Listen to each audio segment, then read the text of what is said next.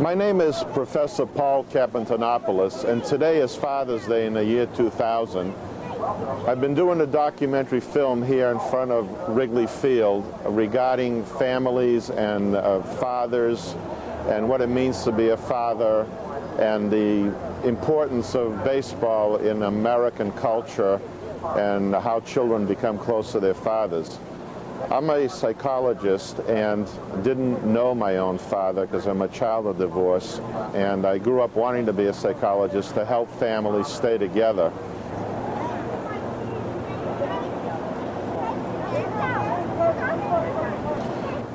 Here is a photo of my reunion picture with my dad, who was a professional wrestler. This picture was taken on August 8th, 1979. So not only did I get to meet my father, but I had a relationship with him. I married, had 3 children. My children got to know him, and I'm very grateful for that, and I think it's made me be a better person and capable of understanding other people and trying to bring families together. It is Father's Day, and we're directly across the street from Wrigley Field. We're in the Cubby Bear restaurant, and I noticed that your family here is here, and it looks like there are, is it correct, there are 3 generations of women here? Yes. Who's the mom and grandma? This is Grandma. And I'm the mom, and this is my daughter. You're the daughter. And I'm Dad. And you're the dad on Father's Day, Ben.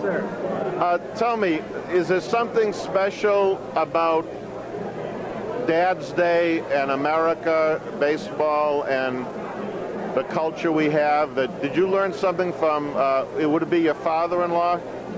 Well, my dad grew up on the South Side, so a lot of my loyalty in my earlier years was to the White Sox. But being that we lived on the North Side and it was a lot easier to get to Wrigley than it was to get to Comiskey Park, I became a Cubs fan. I am one of 5 children that my mom and dad had.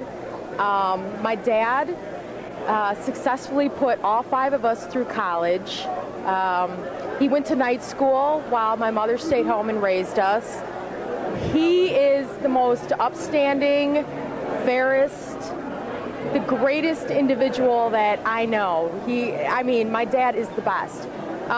We just found out a year and a half ago that he has cancer, and the doctors gave him 6 months to live. And from that time on, my dad has fought his way back to health, and he's getting better every day. And I just want to say that I love my dad, and he's the best. That's it. And this Father's Day, he's out playing softball, if you can believe it. My dad's like 56, 57 years old.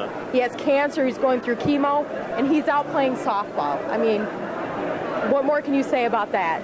This is the first time I've brought my kids to the ball game. And my dad, we grew up in a town that had a minor league team, and my dad used to take us out to the ball game several times a year, and it was just kind of part of growing up. So it's kind of exciting to bring my kids to the ball game at a place where my dad's going to be. So it's a fun day for us. So in some way, this is kind of traditional family values in Americana. I think so. I think so for sure. We've had a great time around the ball games for a long time, and so I look forward to bringing my kids to the ball game as well. How about you, Mom? What do you think about this? I love it. I mean, I grew up in the Midwest, and the Cubs have been just a part of it. And it's fun to be here. There's something about the tradition and being with your family. What does it mean to be a father around baseball? Is this what America's all about? Yes, baseball is a father and son sport. And for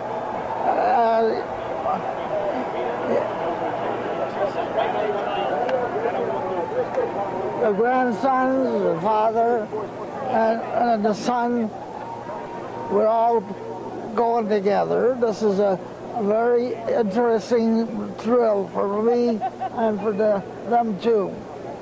Yeah, I think they're going to have a wonderful memory today, being with their granddad on Father's Day. How about you, your son? Do you have memories growing up with your dad?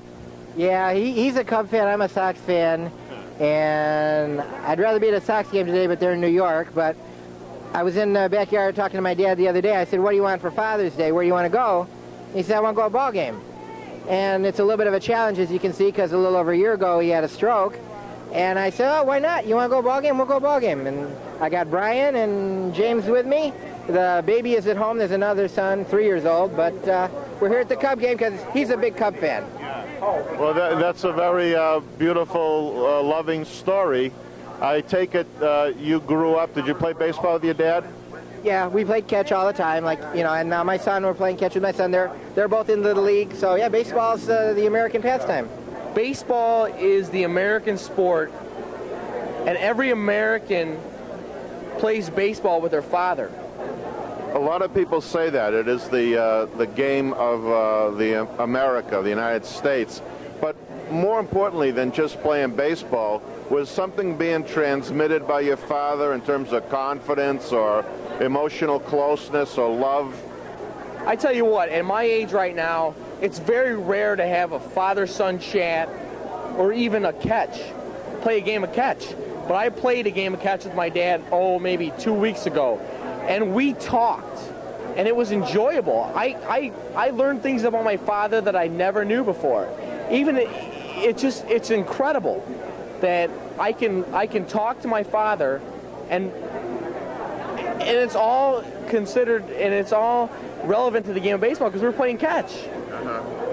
So it's a way for dads in this society to get close to their children, even their daughters. My dad was one in the backyard playing catch with me and teaching me and my sister a lot of tricks. Sports can be very emotional for men. I remember Mark McGuire breaking Babe Ruth's record, and he was hugging Roger Maris's kids, and he was hugging his own son at home plate.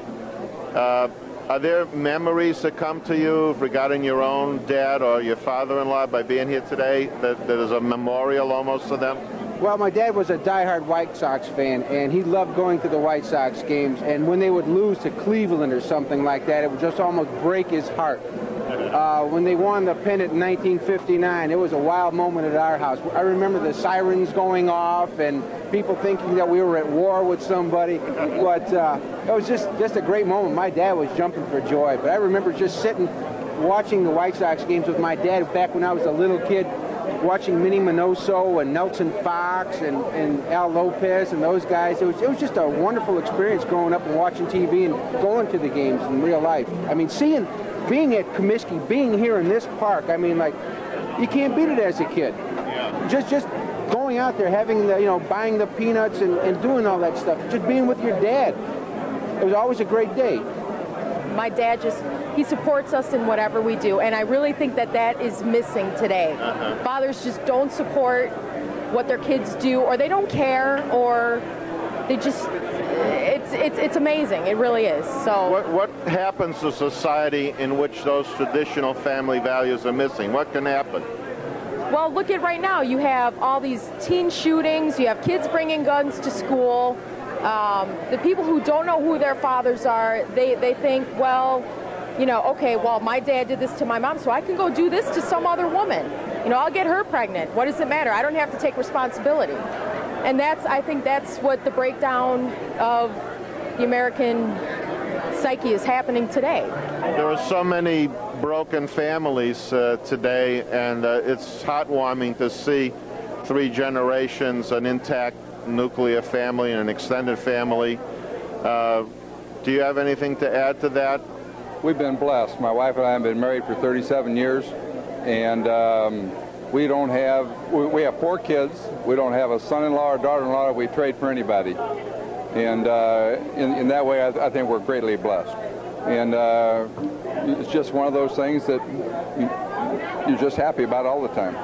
There's a girl in my class who doesn't have a father, and she has a little problem with it because she always wants her mom to have to get married so she has a father, but she never can get one.